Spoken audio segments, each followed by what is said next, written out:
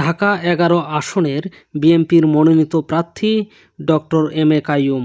নির্বাচন কমিশনে তিনি হলফনামা দিয়েছেন যে তিনি বাংলাদেশি, কিন্তু ভেতরের খবর হলো তিনি প্রশান্ত মহাসাগরের এক দ্বীপরাষ্ট্র ভানুয়াতুরের নাগরিক।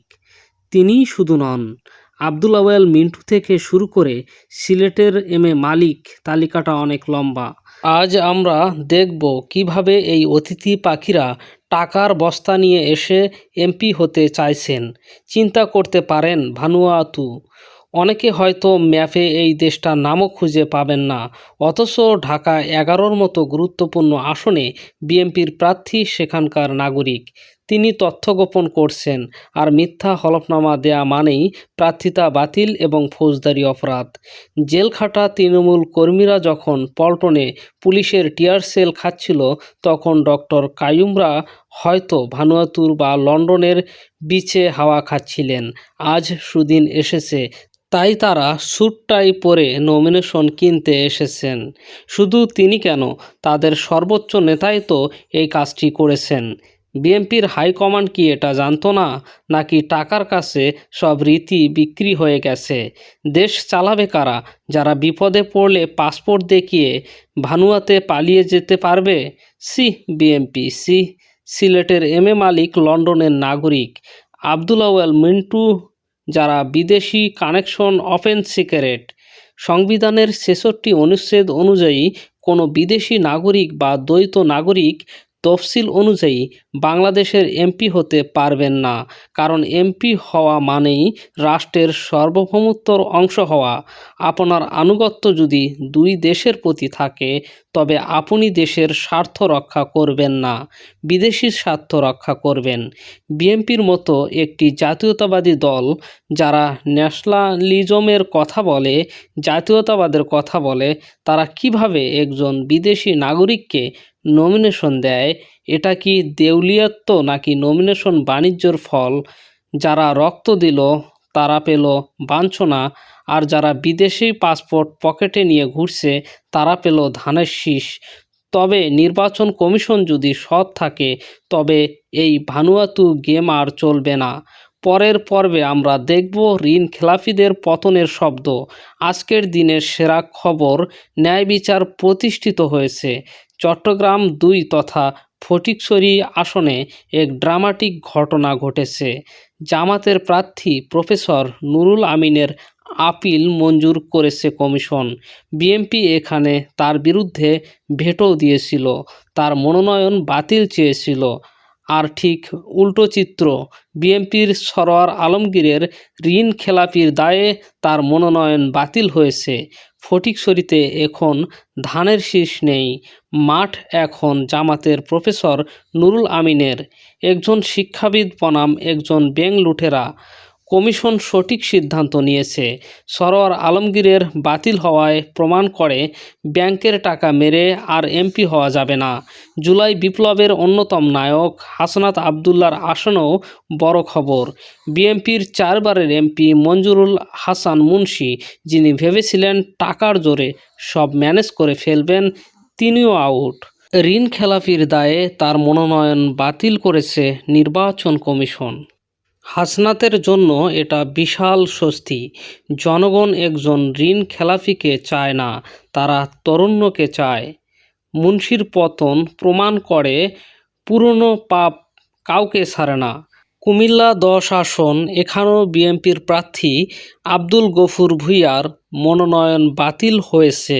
অভিযোগ, সুতা আনার নামে বিদেশি মদের চালানের মামলার তথ্য গোপন করেছেন তিনি। মানে মাদক ব্যবসায়ী ও বিএনপির একজন প্রার্থী। এখানে শিবির সাবেক সভাপতি ইয়াসিন আরাফাতের জয় এখন নিশ্চিত। শুধু আজকেই বিএনপির ২ হেভিওয়েট প্রার্থীর উইকেট পড়ল। এটা কি অশনি সংকেত নাকি পাপের ফল? দেশ চালাবে তারা যারা অন্য দেশের নাগরিক, যারা জনগণের টাকা মেরে লোন শোধ করে না। কমিশন যদি এমন স্টিপ থাকে, তবে বিএনপির তালিকা আরও ছোট হয়ে যাবে। আজ ২ জন গেছে, কিন্তু পাইপলাইনে আছে আরও 22 জন। আমাদের সোর্স এবং লিগ্যাল এক্সপার্টরা বলছে, নির্বাচন কমিশন যদি 100% সততার সাথে আইন প্রয়োগ করে তবে বিএনপির অন্তত 22 জন প্রার্থী নমিনেশন বাতিল হবে। কারণগুলো দেখুন। 1. দ্বৈত নাগরিকত্ব, ঋণ খেলাফি, হলফনামায় তথ্য গোপন। এই 22 জন মূলত বিএনপির ডোনার বা ফাইন্যান্সার, যারা টাকা দিয়ে নমিনেশন কিনেছেন। এরা কেউই দলের কাণ্ডারি নন। এদের প্রার্থিতা বাতিল হলে বিএনপির 90 আসনের টার্গেট নেমে আসবে 268-তে। আর যদি বিদ্রোহীদের দমানো না যায় তবে সংখ্যাটা আরও কমবে। তৃণমূলের কর্মীরা গোপনে খুশি, তারা আনন্দ মিছিল করছে। তারা বলছে ভালোই হয়েছে, টাকার গরমে যারা উড়ে এসে জুড়ে বসেছিল তাদের ডানা কেটে গেছে। কিন্তু দলের এই স্ট্র্যাটেজিক ডিসবাস্টার নির্বাচনের মাত্র 10 থেকে 12 দিন আগে 22 জন প্রার্থী হারানো মানে 22টি আসন উপহার দিয়ে দেয়া। এই প্রার্থীরা হাইকোর্টে যাবেন, কোটি কোটি টাকা খরচ করবেন উকিলদের পেছনে, কিন্তু সংবিধানের 66 অনুচ্ছেদ খুবই পরিষ্কার। দ্বৈত নাগরিকত্ব থাকলে, মামলা গোপন করলে কিংবা ঋণখেলাপি হলে আপিল করেও কোনো লাভ নেই। ডক্টর কাইয়ুম ভানিয়াতি ছেড়ে এখন বাংলাদেশেই হতে চাইছেন। তথ্য গোপনের অপরাধে তিনি ফেঁসে যাবেন। বিএনপির লিগেল উইং এখন দিশেহারা। তারা বুঝতে পারছে না হোমওয়ার্ক না করে নমিনেশন দেওয়ার মাসুল গুনতে হচ্ছে। ফলে তারা বেছে নিয়েছে বিকল্প পথ। এই মুহূর্তে যখন প্রচারণায় ব্যস্ত থাকার কথা, তখন হঠাৎ ছাত্রদলকে দিয়ে নির্বাচন কমিশন তারা ঘেরাও করেছে। এটা কি শুধু তাদের দাবি, নাকি এর পেছনে তারেক রহমানের গ্রিন সিগন্যাল? ইনসাইড সোর্স বলছে, ঘটনা মোটেও সাধারণ নয়। বিএনপি এখন মহা ঝামেলায় পড়েছে।